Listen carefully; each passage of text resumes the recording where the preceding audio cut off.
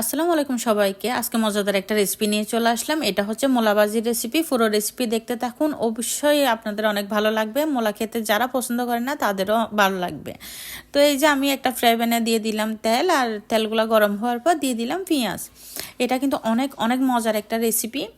তো এই যে দিয়ে দিলাম হলুদ, এই যে দেখেন হলুদ দিয়ে দিলাম। আর এখন দিয়ে দিব হালকা লাল মরিচ। লাল মরিচ কিন্তু বেশি দিচ্ছি না আমি, কিন্তু একদমই কমে দিচ্ছি, একদম অল্প পরিমাণ দিচ্ছি। আর এখন দিয়ে দিব কয়েকটা কাঁচামরিচ, এই যে দিয়ে দিলাম পরিমাণ মতো লবণ। আমি কিন্তু আবারও বলতেছি, আপনারা যারা মোলা খেতে পছন্দ করেন না, এই রেসিপিটা অবশ্যই তাদের জন্য। অবশ্যই একবার হলো এটা রেসিপিটা তৈরি করে খাবেন, দেখবেন যে অনেক ভালো লাগবে। আর এখন আমি দিয়ে দিব মশারের ডাল। তো এটা আপনারা কম বেশি দিতেই পারেন, সমস্যা নাই। তো আমি এখানে মসুর ডালটা দিয়ে দিলাম, একটু খসাই নিব।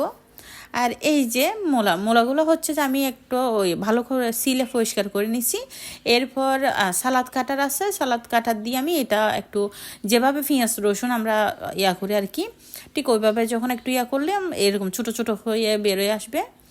এগুলা মানে কোনো রকম আলাদা কোনো জুস টুস দিতে হয় না, এভাবেই রান্না করবেন, দেখবেন অনেক অনেক মজা হয়, এত বেশি ভালো হয়। আপনারা একবার খেলে কিন্তু বারবার খেতে চাইবেন।